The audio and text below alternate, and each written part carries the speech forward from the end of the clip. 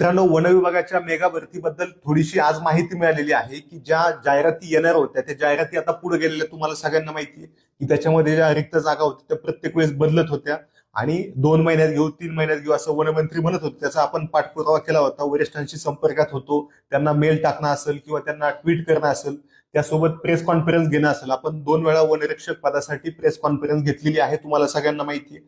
आणि त्याच्यामुळे आपल्याला तिथून माहिती मिळवणं जरा सोपं जात होतं. तिथल्या वरिष्ठांशी जेव्हा आपण बोललो तेव्हा त्यांनी असं सांगितलं की सध्या वन विभागाचा नवीन आकृतीबंध बनवण्याचं काम चालू आहे. या सप्टेंबर महिन्याच्या शेवटीपर्यंत त्याचा नवीन आकृतीबंध येणार आहे. मग ह्याच्यामध्ये तुमच्या ज्या आधीच्या जागा आहेत त्या जागा वाढणार आहेत, पहिली गोष्ट.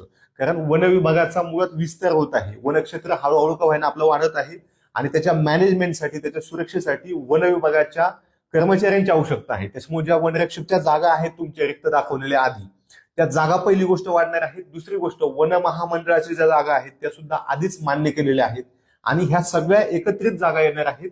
परंतु सप्टेंबर महिन्याच्या शेवटी तुम्हाला त्याचा आकृतीबंध मिळणार आहे, नंतर वित्त विभागाची मंजुरी मिळणार आहे आणि त्यानंतरच तुमची जाहिरात येणार आहे.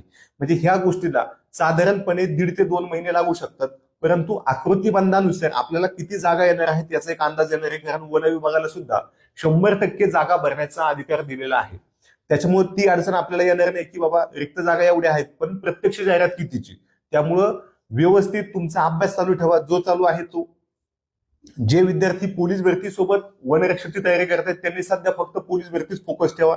चालू मध्ये मधून मधून तुम्ही इंग्लिशकडे लक्ष देऊ शकता, जेणेकरून तुमचा हा आणि तो सुद्धा अभ्यास व्यवस्थित होईल. तेव्हा ऍक्च्युअल जाहिरात येईल तेव्हा आपल्या लक्षात येईल की बाबा आता आपल्याला कमी वेळ आहे किंवा एवढ्या वेळात एवढ्या अभ्यासाचं मॅनेजमेंट करायचं आहे, तेव्हा तुम्ही त्याचं नियोजन करू शकता.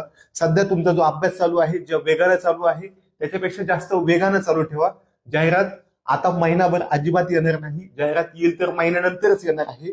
परंतु आपला अभ्यास चालू असणं आवश्यक आहे. जाहिरात आल्यावर कोणाचाही अभ्यास होत नाही.